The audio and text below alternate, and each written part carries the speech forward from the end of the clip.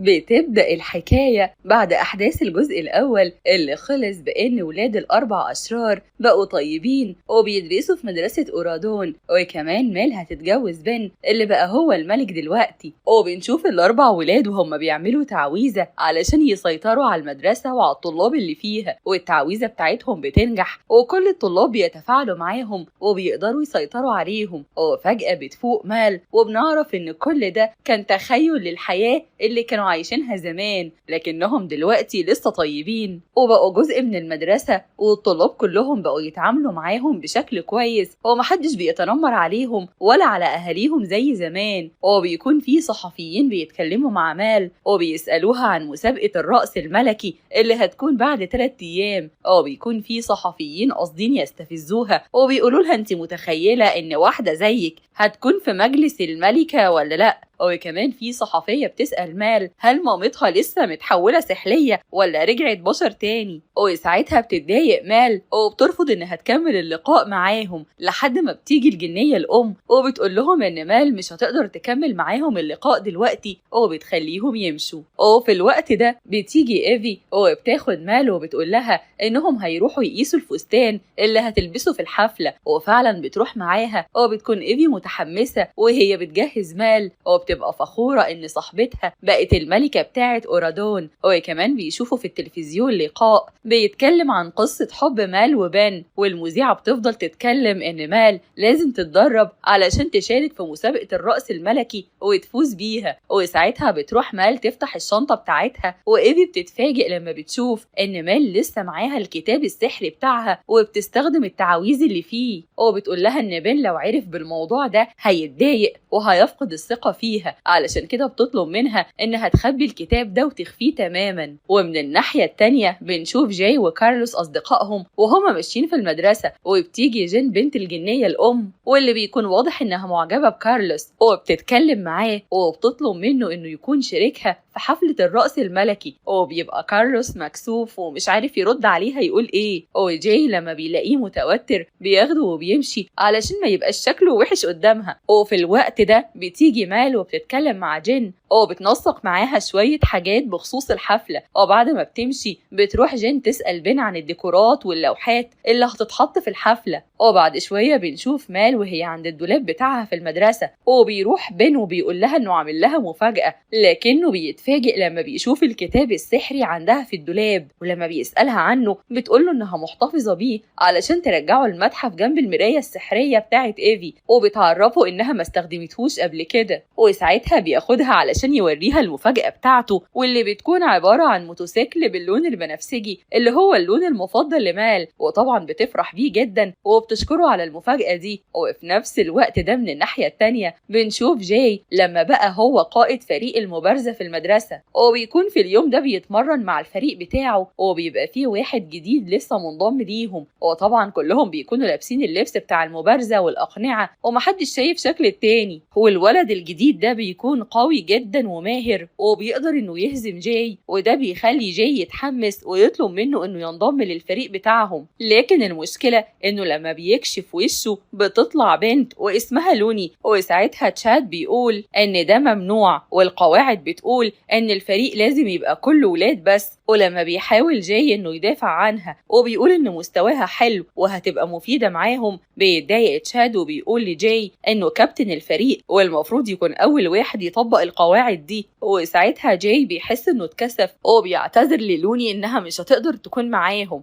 بعد ما التدريبات بتخلص بيفضل كارلوس واقف قدام المدرج وبيبص على جين وبيحاول يطلب منها انها تكون معاه في الحفلة الملكية الراقصة، لكنه مش بيقدر وما بيتكلمش معاها. بعدها بيرجع كارلوس على اوضته وبيفضل يدور على الانترنت على اي طريقة يعترف من خلالها بحبه لجين من غير كسوف، وبيفضل يدور لحد ما بتيجي مال. واثناء ما هما بيتكلموا مع بعض بيتفاجئوا ان تشاد بيفتح الاوضه بتاعت كارلوس وداخل جوه، وطبعا بيتفاجئ كارلوس وبيساله ايه اللي جابك هنا ودخلت الاوضه دي ازاي؟ فبيقول له تشاد انه جاي علشان يستخدم الطبعه 3D بتاعته. فبيساله كارلوس هو ازاي معاه نسخه من المفتاح بتاع يحطه. فبيقوله تشاد وهو متوتر انه عمل نسخة من المفتاح علشان يستخدم الطبعة، وساعتها بيطلب منه يخرج بره ويسيب المفتاح بتاعه ويمشي. وفعلا تشاد بيعمل كده. بعدها بتفضل مال تتكلم مع كارلوس وتقوله انها زهقت من الحياة اللي هي عايشاها دي والاجواء الملكية، وانه كل حاجة مواعيد ونظام، وبتعرفه ان نفسها ترجع على الجزيرة مرة تانية وتعيش حياتها القديمة. لكن كارلوس بيقول لها انهم مبسوطين في الحياة دي، وهو كل اللي يهمه دلوقتي انه يعترف لجين انه بيحبها، وبيسألها لو كانت جابت الحباية السحرية ولا لا علشان ياخدها ويتجرأ ويعترف لجين بحبه. فبتعرفه انها جابتها، بس بتحذره انه لو اخدها مش هيقول غير الحقيقة، وده احيانا بيكون خطر. لكن كارلوس مش بيفرق معاه، وبيقول لها ان المهم انه يعترف لجين. وفجأة الكلب بتاع كارلوس بينط وبيخطفها من ايد مال وبياكلها هو، وده بيخليه يتحول وبيبقى كلب ناطق وبيتكلم معاهم وبيقول لهم انه مش عاجبه اي حاجة من اللي بتحصل حواليه. وفي الوقت ده بنروح لجزيرة الضياع، وبنشوف أوما بنت أورسولا ساحرة البحر الشريرة وهي بتتفرج على التلفزيون مع مجموعة من سكان الجزيرة، وبيشوفوا فيديو المال. وساعتها بتتضايق أوما وبتقول عليها خاينة وباعت أهلها علشان خاطر مصلحتها الشخصية وعلشان تتجوز بن، وبتقول لهم إنها هتنتقم منها وتخلص عليها لما تشوفها. بعد كده بنرجع لأورادون مرة تانية، وبنشوف مال وهي قاعدة مع بن وبياكلوا مع بعض، وبتنبهر بالأكل بتاعها وإن طبخها حلو جدا. ولما بيقول لها إنها أكيد أخدت وقت طويل علشان تعمل الأكل ده كله ما بتردش عليه. وأثناء ما هما بياكلوا بتلاحظ مال إن في أكل على بق بن وبتقوله يمسحه، ولما بيحط إيده في الشنطة بتاعت مال علشان يجيب منديل بيتفاجئ إنه بيلاقي كتاب السحر، ولما بيفتحه بيلاقيها معلمة على الصفحات بتاعة الطبخ، وبيعرف إن الأكل ده كله معمول بالسحر، وإن مال كانت بتكذب عليه لما قالت له إنها هترجع الكتاب ده المتحف وهي لسه بتستخدمه لحد دلوقتي. وساعتها بتحاول مال إنها تعمل تعويذة بسرعة تخليه ينسى أو ترجع بالزمن علشان ما يفتكرش أي حاجة، لكن للأسف التعويذة بتبوظ، ودي حاجة بتضايق بين أكتر من الأول. هو بيقول لها إنها كمان عايزة تعمل سحر عليه علشان تخدعه أكتر. وساعتها بتقول له مال إنها زهقت من الحياة المزيفة اللي هي عايشاها دي لأنها مش شبهها، وبتلغي التعويذة بتاعتها وبتخفي كل الأكل اللي موجود على الترابيزة، وبتقوله إنها هتمشي. وفعلا بعد شوية بنشوفها لما بتاخد الموتوسيكل الجديد بتاعها وبتروح عند الجسر السحري اللي بيوصل على جزيرة الضياع، وبتكون خايفة إنها تعدي الناحية التانية وتروح الجزيرة، لكنها بتفضل تقول التعويذة وبتقرر إنها تعدي. ولحسن حظها إن التعويذة بتشتغل وبتقدر إنها توصل لجزيرة الضياع بسلام. وهناك بتلاقي صور ليها متعلقة على الحيطة لأن أوما طالبة إنهم يخلصوا عليها، لكنها مش بتهتم وبتقرر تروح على كوافير ديزي، واللي بتفرح جدا لما بتشوف مال لأنها كانت فاكرة إنها مش هتشوفها تاني بعد ما مشيت وراحت أورادون. وساعتها ديزي بتسأل على إيفي، لكن مال بتقول لها إنها ما جاتش معاها وبتطلب منها تعمل لها قصة شعر ولون جديد. وفعلا بتبدأ ديزي تشتغل معاها وبتعمل لها قصة جديدة وبتعمل لها لون شعر مختلف. ولما بتخلص بيجي واحد اسمه هاري وده من رجالة أوما علشان ياخد فلوس من ديزي، ولما بيشوف مال بيقول لها إن أوما هتفرح أوي إنك رجعتي وأنا اللي هبلغها، وبيهدد مال إنه ممكن يخلص عليها دلوقتي. لكن مال بتقوله إنه مش هيقدر يعمل كده من غير ما ياخد الإذن من الزعيمة بتاعته، لأنها هي اللي بتقوله يعمل إيه وما يعملش إيه، وبتقوله يروح يعرفها بسرعة وما يضيعش وقت. ومن الناحية التانية بنشوف إيفي لما بتعرف إن مال مشيت وراحت على جزيرة الضياع، وبتقول لبن على اللي حصل، وبن بيكون زعلان وحاسس بالمسؤولية، وبيفضل يقول لإيفي أنا السبب لأن أنا اللي ضغطت عليها وما وقفتش جنبها، وأنا عارف إن التغيير ده مش هيكون سهل وكان لازم أساعدها. وبيقول لإيفي إنه هيروح جزيرة الضياع علشان يساعدها ويرجعها من هناك، وإيفي بتقوله إن هي كمان هتيجي معاه علشان دي صاحبتها المقربة، بس بتطلب من بن ما يسيبهاش هناك مهما حصل ويتأكد إنها هترجع معاه علشان هي مش عايزة تعيش على الجزيرة تاني. وفعلا بيتجمعوا بن وإيفي وكارلوس وجاي مع بعض، وبيكونوا كلهم مستغربين من الكلب الناطق اللي مع كارلوس، لكنه بيقول لهم إنه هيشرح لهم بعدين. وبيتحركوا بعد كده كلهم على الجزيرة، وهناك بيكون بن مستغرب من المكان ومش مصدق اللي هو فيه، لكن كلهم بيحذروه إنه لازم يفضل جنبهم علشان هم خايفين عليه. وساعتها بيجي واحد اسمه جيل وده يبقى هو وهاري رجال عيالة أوما. وأول ما بيشوف كارلوس وإيفي وجاي بيتعرف عليهم، هو بيقول لهم إنهم ولاد الأشرار وهو عارفهم كويس وهيقول لأوما. وكمان بيقول لبن إنه عارف إن هو ملك أورادون وصورته موجودة على الحيطة، لكنهم بيقولوا لجل إن مش فارق معاهم وبيخلوه يمشي. بعدها بيروحوا كلهم على بيت مال، وهناك بيقولوا لبن يدخل يتكلم معاها لوحده لأن دي لحظة خاصة بينهم هما الاتنين. هو فعلا بيدخل بن يتكلم معاها، لكنها بترفض ترجع معاه وبتقوله إنها مش مبسوطة في الحياة المزيفة دي وعايزة تفضل عايشة هنا على طبيعتها من غير ما يكون في حد بيتحكم فيها. فبيخرج بن وهو متضايق إنه معرفش يقنعها تيجي معاه، ولما أصحابها بيعرفوا بتقرر إيفي تدخل تكلمها، وفعلا بتعمل كده. لكن المشكلة إن مال بتتخانق معاها وبتقول لها تطلع بره وبترفض ترجع معاها. ولما بيخرجوا بره بتكون إيفي متضايقة جدا وبتقول لهم على اللي حصل، لكن لما بيبصوا حواليهم بيتفاجئوا إن بن مش موجود وبيفضلوا يدوروا عليه وبيكون ملهوش أي أثر، لحد ما بيجي هاري وبيفضل يتريق عليهم شوية وبيقول لهم إنه خطف بن ولو عايزين يشوفوه تاني يبقى مال تروح لأوما النهارده بالليل لوحدها. وساعتها بيدخلوا كلهم وبيقولوا لمال على اللي حصل وإن بن اتخطف، فبتفضل تتخانق معاهم وتقول لهم إن كل اللي حصل ده كان بسببهم وبسبب تصرفاتهم دي، بس بيكون مفيش قدامها أي حل غير إنها تروح تقابل أوما علشان تنقذ بن. وفعلا في نفس اليوم بالليل بتروح مال تقابل أوما في المقر بتاعها، وطبعا بتفضل تقول لها إنها خاينة وبعتهم كلهم ولازم تتعاقب. فبتقول لها مال تخرج بن من المشاكل اللي بينهم، لكن أوما بتقول لها إن الموضوع مش سهل زي ما هي بتقول كده، وبتعرفها إنها هتتحداها في تحدي ريست، ولو كسبت هتخليها تاخد بن معاها، لكن لو خسرت هتجيب لها العصاية السحرية من الجنية الأم. وفعلا بيبدأوا يعملوا التحدي بينهم، وبتحاول مال علشان تعرف تكسبها، وبتكون خلاص مال هتكسبها لحد ما بتجمع أوما كل قوتها وبتقدر هي اللي تكسبها. وساعتها بيكون مفيش قدام مال أي حاجة غير إنها تنفذ طلبها وتجيب العصاية السحرية تديها لها. ولما بترجع لأصحابها بتقول لهم إنها مش عارفة تتصرف إزاي، فبيقولوا لها إن مفيش قدامها غير إنها تجيب العصاية السحرية. فبتقول لهم إنها هتعمل منها نسخة تانية وإن عندها خطة علشان يعرفوا ينقذوا بن من غير ما يدوا أوما العصاية السحرية، علشان أوما لو خدت العصاية دي هتكون مشكلة كبيرة جدا. وفعلا بيرجع كارلوس وجاي على الأوضة بتاعت جاي في أورادون علشان يطبعوا العصاية السحرية على الطبعة 3D، وهناك بيلاقوا تشات في الأوضة وبيقول لهم إنه برضو كان جاي يستخدم الطبعة وماشي على طول، وبيكون واضح عليهم هما الاتنين التوتر. ولما بيسألهم خايفين ليه بيقولوا له إن مفيش حاجة، لكن الكلب بتاع كارلوس بيقول لتشاد على كل حاجة، وبيعرفوا إن بن مخطوف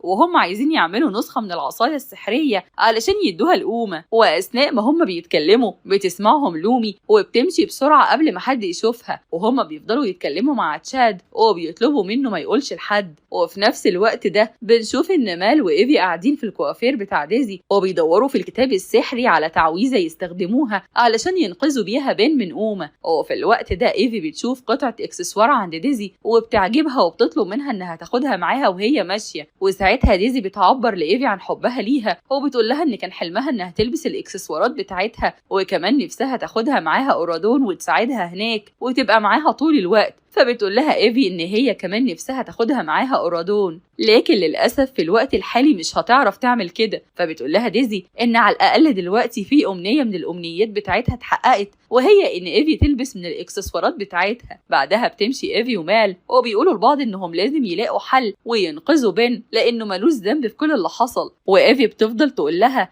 إنهم بعد ما كل حاجة هتخلص عايزين يرجعوا على الجزيرة مرة تانية ويعيشوا حياتهم بشكل طبيعي وهادي هناك. لكن مال بتكون لسه مصممة إنها مش هترجع الجزيرة لأن المكان هناك مش شبهها ومش حاسة إنها عايشة على طبيعتها. ومن الناحية التانية بنشوف جاي وكارلوس بعد ما خلصوا استنساخ العصاية السحرية وعملوا نسخة شبهها بالظبط بالطبعة 3D بتاعة كارلوس. لكن المشكلة إنهم لما بيخرجوا من الأوضة وبيستعدوا علشان يروحوا الجزيرة بيتفاجئوا إن لولي مستنياهم وبتقول لهم إنها هتيجي معاهم على الجزيرة، لكنهم بيرفضوا وبيقولوا لها إنهم مش رايحين في حتة حتة، فبتعرفهم إنها سمعت كل حاجة وعرفت إن بين مخطوف، ولو رفضوا ياخدوها معاهم هتقول للجنية الأم على كل حاجة، وهتعرفها إن بين اتخطف على جزيرة الضياع وإن هم السبب في كده. وساعتها طبعا بيخافوا وبيوافقوا إنها تيجي معاهم، وهي بتكون فرحانة جدا. وفي نفس الوقت على الجزيرة بنشوف بين وهو بيتكلم مع أوما وبيقول لها إنها شخصية قوية وعندها مهارات القيادة، وهو متأكد من جواه إنها مش شريرة بشكل مطلق، وأكيد في جواها خير، بس هي مش موجودة في المكان المناسب. علشان كده بيعرض عليها إنها تيجي معاه أورادون، وهناك هتساعده في مهامه كملك وهيكون ليها دور كبير في الحكم. لكن أوما بتقوله إنها هتقدر توصل هناك لوحدها من غير ما حد يساعدها. وفي الوقت اللي هما بيتكلموا فيه ده بتوصل مال وإيفي وجاي وكارلوس، ولما بتدي أوما العصاية السحرية بتقول لها أوما إنها مش واثقة فيها، وبتطلب منها تجربها الأول علشان تصدق إن دي الأصلية وإنها مش عصاية مزيفة. وفعلا بتستخدمها مال على الكلب بتاع كارلوس وبتقوله يتكلم، وساعتها الكلب بيتكلم، وده بيخلي أوما تقول إن دي فعلا النسخة الأصلية من العصاية، وبتاخدها وبتديها بن. لكن لما أوما بتيجي تستخدم العصاية بتتفاجئ إنها مش شغالة، وبتعرف إن مال خدعتها واديتها عصاية مزيفة. وساعتها بتدي مال السيف لبن علشان يدافع عن نفسه وبتقوله يهرب، وبتحصل معركة قوية بينهم وبين رجالة أوما. لكن في النهاية بتقدر مال واللي معاها إنهم يهربوا من الجزيرة، وبيجروا بسرعة وبيقدروا إنهم يخرجوا ويرجعوا أورادون مرة تانية. وهناك بنشوف إن بن متضايق من كل اللي حصل، وبيقول لمال إنها دلوقتي تقدر تعمل اللي هي عايزاه، ولو عايزة تفضل هنا براحتها، ولو عايزة ترجع جزيرة الضياع ترجع، وهو مش هيضغط عليها. وساعتها بيقرر الأربع أصدقاء إنهم يقعدوا مع بعض، وبيقولوا لمال إنها مش لوحدها لأنهم عيلتها ولازم يفكروا مع بعض. وبيقعدوا كلهم يتكلموا، ومال بتكون مش عايزة تقعد في أورادون لأنها مش حاسة إنها عارفة تتغير وتعيش الحياة دي. وإيفي بتقول لها إنها لما رجعت الجزيرة حست إن مكانها هناك على الجزيرة مش هنا، وبتعرفها إن هي كمان مش عارفة تتغير، بس على الأقل دلوقتي بقوا طيبين ومش أشرار زي ما هم كانوا عايشين طول عمرهم. وبتقول لهم إنهم هيستنوا بعد الحفلة الملكية ويشوفوا ايه اللي هيحصل. وفعلا بتيجي حفلة الرقص الملكي واللي بتكون على مركب كبير جدا، وهناك بيتجرأ كارلوس اخيرا وبيروح يتكلم مع جن وبيقول لها انه معجب بيها، وجاي هو كمان بيعترف بحبه اللوني وبيعرفها انه معجب بيها لانها قوية. وبعد شوية بيوصل بن وبيقدم نفسه على انه ملك أورادون، وبتكون مال مستنية انه يقدمها في الحفلة. لكن المفاجأة انه بيقدم أوما على انها حبيبته، وبيقول لكل المملكة انه غير رأيه وقرر يتجوز أوما لانها لايقة عليه اكتر وهتكون هي الملكة الجديدة لأورادون. وطبعا مال بتتصدم من اللي بيحصل ده وبتحس بالإحراج، وبتقرر انها تاخد اصحابها وتمشي من الحفلة وهي زعلانة. لكن قبل ما تمشي بتنادي عليها جن وبتوريها لوحة طلب منها بن انها تعملها علشان يعلن عنها في الحفلة. واللوحة دي بتكون عبارة عن صورة لبن وهو لابس التاج الملكي وبيتقدم لمال، وبتشوف ان شكلها كان زي اول مرة جت فيها على جزيرة أورادون، وده بيخليها تعرف ان بن بيحبها زي ما هي وانها مش محتاجة تتغير او تتصنع علشان يحبها. وكمان بتفهم ان اكيد في حاجة غلط وان أوما عاملة سحر البن، وساعتها بتستخدم سحر العين اللي استخدمته في الحرب ضد مامتها قبل كده، وبتقرب من بن وبتفضل تبص في عينه لحد ما بتكتشف ان فعلا أوما كانت عامله له سحر، وبتقدر مال انها تفك السحر ده. وساعتها أوما بتتحول وبتحاربها، ولما بتبدأ المعركة بين مال وأوما بتجري أوما وبتنط من على المركب وبتنزل في المية، وساعتها بتتحول لكراكن وبتبدأ تدمر في كل اللي حواليها، وبيكون مفيش قدام مال حاجة غير انها تتحول هي كمان لتنين وبتبدأ تحارب في أوما. والمعركة بتكون قوية بينهم لحد ما بيقرر بين انه ينط في المية وبيقف بينهم هما الاتنين، وبيقول لهم ان مهما كانت المشكلة اللي بينهم مش هينفع تتحل بالطريقة دي لان العنف عمره ما كان طريق للحل. وبيقول لأوما انه واثق انها مش شريرة وانها عايزة الخير لجزيرة الضياع وعايزة حق الناس اللي عايشين عليها، وبيعرفها انه هيسامحها لو قررت توقف الحرب دي. وفعلا بتبدأ أوما انها تقتنع وتعرف ان مش دايما العنف بيكون هو الحل، وبتقرر انها تسيب خاتم الجواز وبترجعه لبن مرة تانية، وبتقرر انها ترجع للجزيرة. وبن بيطلع على المركب تاني وكل الناس الناس بتحتفل بيه وبيقولوا عليه يستحق إنه يكون ملك لأنه حكيم وبيعرف يحل المشاكل من غير عنف ولا أذى. وبعد شوية بتروح إيفي تتكلم مع بن وبتقوله إنها عايزة تطلب منه يبعت يجيب ديزي علشان تعيش معاهم على الجزيرة لأن ده حلم حياتها، وبتعرفه إن في أطفال كتير عايشين على الجزيرة دي يستحقوا يكونوا في أورادون علشان يعيشوا حياة أحسن من اللي هم فيها وياخدوا فرصة تانية بعيد عن الجزيرة. وفعلا بيسمع بين كلامها وبيبعت المساعدين بتوعه يجيبوا ديزي والأطفال من جزيرة الضياع وبيعيشوا كلهم مبسوطين في أورادون. وبين ومال بيرجعوا لبعض مرة تانية وبيعلن قدام المملكة كلها إنه هيتجوزها وهتكون هي الملكة. وبكده بتكون خلصت حكاية النهاردة.